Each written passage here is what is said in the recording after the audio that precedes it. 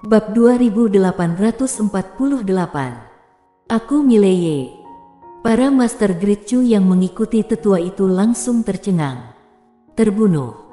Tetua yang sudah mencapai alam kosong pencerahan hati terbunuh begitu saja. Saat ini para master yang mengikuti tetua berjubah hitam itu benar-benar kebingungan. Untuk sesaat, mereka tidak tahu apakah harus mundur atau maju.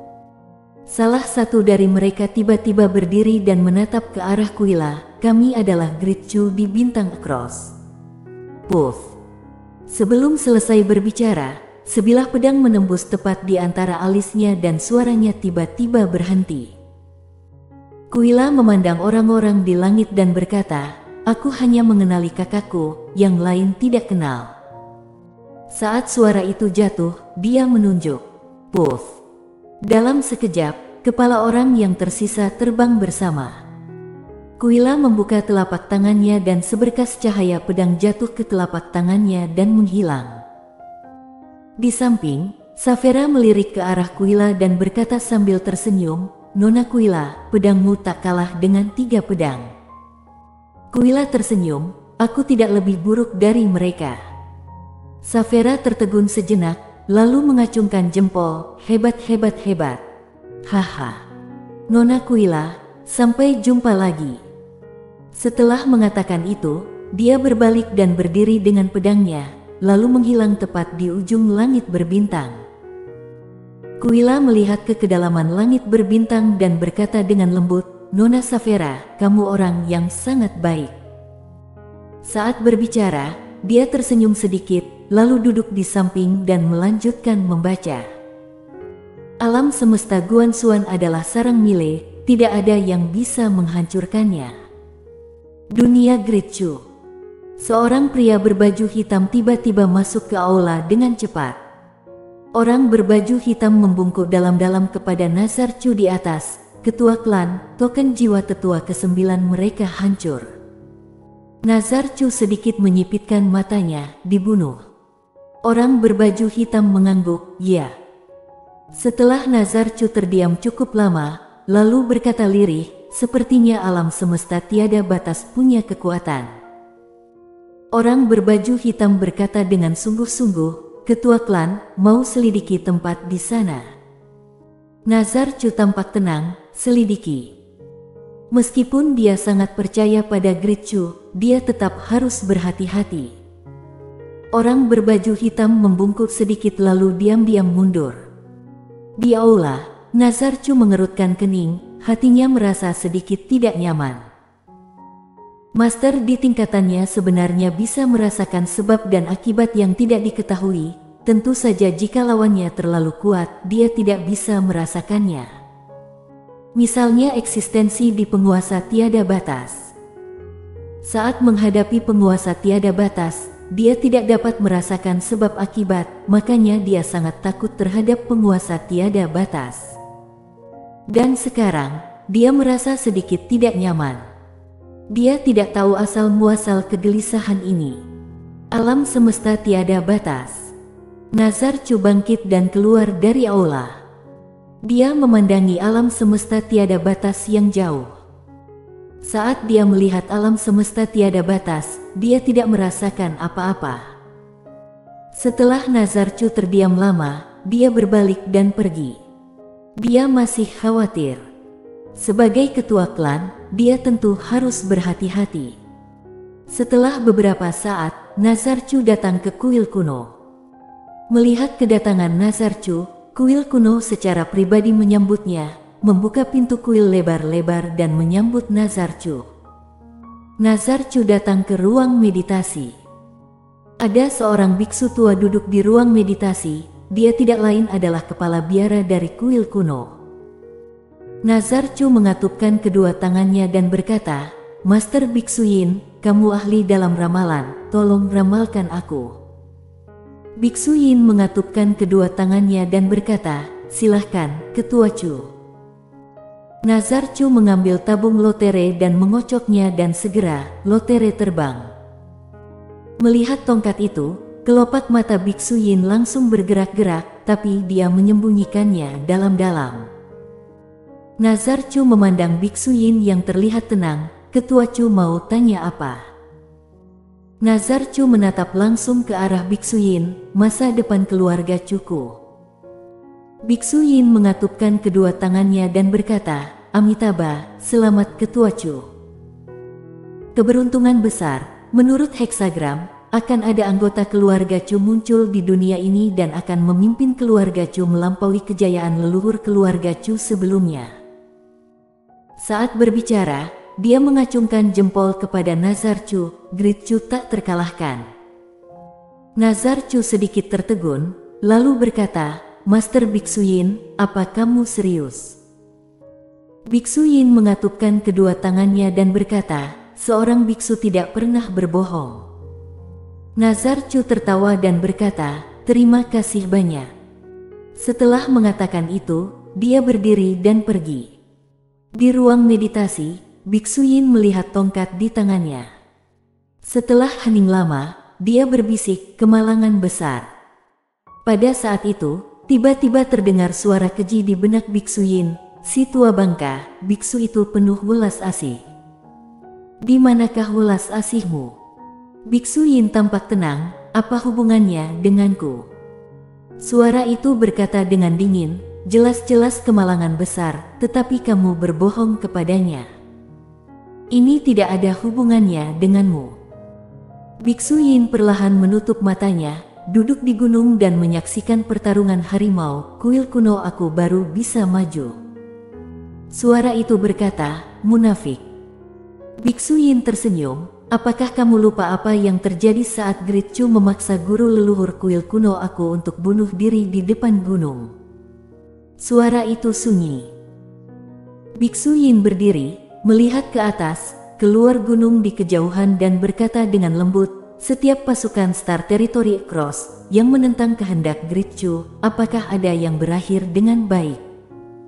Sambil berbicara, dia perlahan menutup matanya. Segala sesuatu ada sebab dan akibat. Saat itu, Great Chu memaksa guru leluhur kuil kuno untuk mati. Hari ini, aku menjebak Great Chu. Ini bisa dikatakan siklus sebab akibat. Bukan tidak membalas, hanya saja waktunya belum tiba. Amitabha, Kyoto. Quincy berdiri di tepi pantai, angin laut datang dan rambutnya tergerai. Dia meletakkan tangannya di belakang punggung, tidak tahu apa yang dia pikirkan. Pada saat ini, seorang pria tiba-tiba menghampirinya. Mile. Quincy menoleh ke arah Mile, dengan sudut mulutnya sedikit terangkat, alam kosong pencerahan hati. Mile mengangguk. Senyum Quincy melebar, hancurkan Great Chu. Saat berbicara, dia tiba-tiba menjentikkan jarinya. Melihat jentikan jari ini, kelopak mata Mile melonjak. Nona Kuila ini suka menjentikkan jarinya. Satu jentikan jari satu tingkatan alam. Saat ini, laut di kejauhan tiba-tiba mendidih. Mile menoleh dan melihat ke laut di depannya. Laut tak berujung bergulung seperti air mendidih, sangat menakutkan. Pada saat ini, permukaan laut tiba-tiba retak. Kemudian sebuah batang silinder besar perlahan muncul. Pada saat ini, lingkaran cahaya biru kristal yang tak terhitung jumlahnya muncul di langit di atas Kyoto.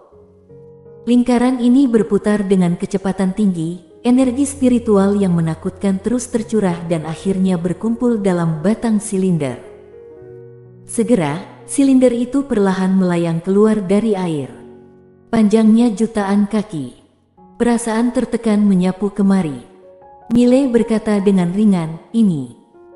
Quincy mengulurkan tangannya untuk menghaluskan rambut yang tertiup angin di samping telinganya, dan berbisik, pembantaian dewa.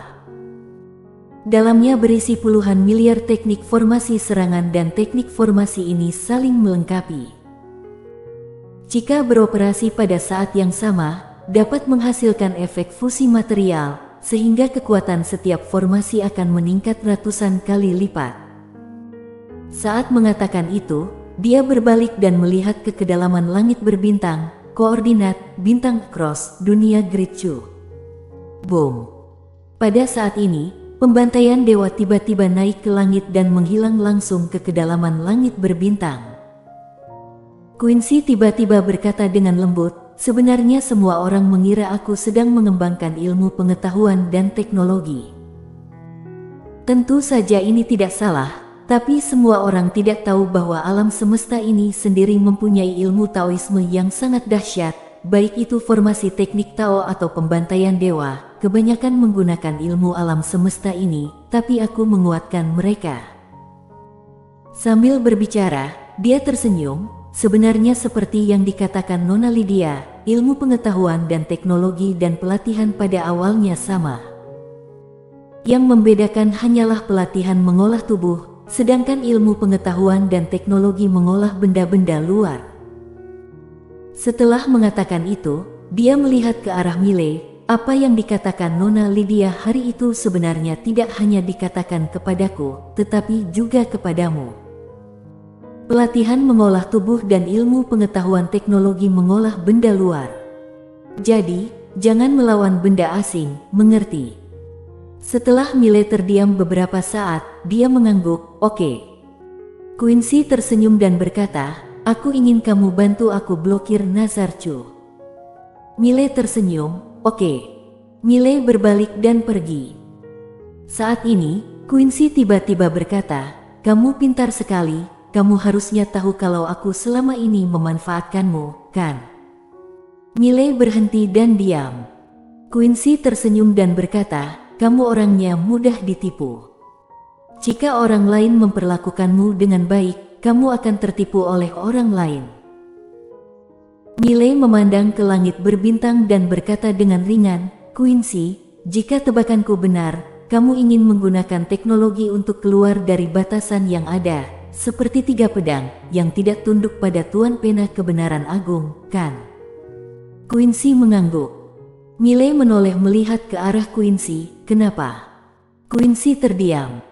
Miley tersenyum, "Oke, aku tidak akan bertanya."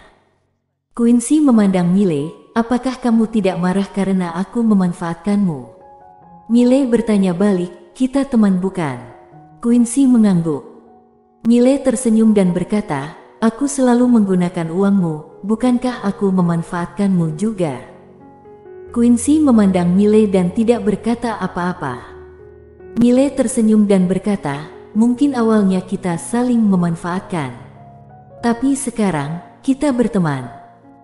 Setelah suara itu jatuh, dia berbalik dan menghilang di ujung langit berbintang dalam sekejap mata. Quincy memandang ke langit berbintang di kejauhan. Setelah hening lama, dia berbisik pelan, "Ayah, suatu hari nanti, aku akan berdiri di depan Tuan Pena Kebenaran Agung dan membiarkan dia membangkitkanmu secara langsung, biar kamu bisa bersatu kembali dengan ibu." Bintang Cross. Tiba-tiba, seluruh bintang Cross mendidih dan bergulung seperti ombak.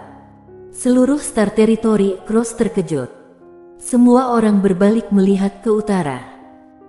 Tak lama kemudian, semua orang melihat sebuah silinder besar dengan api merobek ruang waktu dan bergegas menuju dunia Gritchu. Ada orang menyerang Gritchu. Semua orang kaget. Dunia Gritchu. Di aula, Nazar Chu sepertinya merasakan sesuatu dan tiba-tiba menghilang. Saat muncul kembali, dia sudah berada di atas dunia Gritchu. Dia mendongak dan matanya penuh ketakutan. Pada saat ini, di alam Gritchu, banyak sekali master yang sedang melihat pembantaian dewa jauh di langit berbintang. Semua orang merasakan aura kematian. Ekspresi Nazar Chu juga sangat serius. Dia tahu jika benda ini jatuh, seluruh dunia Gritchu akan berubah menjadi ilusi. Nazar Chu tiba-tiba berteriak dengan marah, "Aktifkan semua formasi pertahanan." Boom! Dalam sekejap, semua formasi pertahanan telah diaktifkan. Nazar Chu memandang pembantaian dewa yang telah tiba di langit di atas dunia Gritchu dengan kilatan keganasan di matanya. Dia membuka telapak tangan dan sehelai daun muncul di tangannya. Pada saat ini, ruang waktu di sekitar tiba-tiba retak dan seorang pria berjalan keluar perlahan. Orang yang datang tidak lain adalah Mile. Mile memandang Nazar Chu yang sedang memegang daun di tangannya dan tersenyum. Mile Ye ke sini untuk mengambil kepalamu. Bersambung.